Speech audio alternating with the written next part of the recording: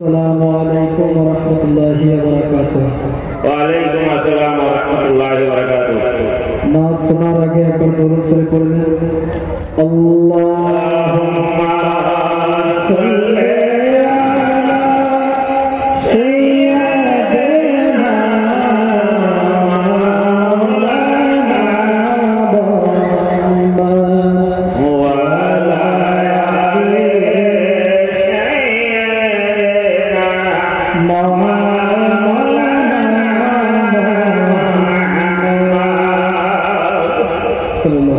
সাল্লাল্লাহু আলাইহি ওয়াসাল্লাম।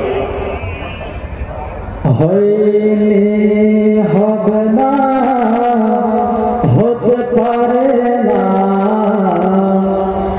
আমার নবীর সাথে কারো তুলনা। সুবহানাল্লাহ। ব্রাদার মুআজ্জিন সামনে গ্রাম, আপনারা এখানে ওখানে না বসে থেকে জালসা মাহফিলে এসে উপস্থিত হয়ে যান। कि হয়নি হবে না, হতে পারে না আমার নবীর সাথে কারো তুলনা।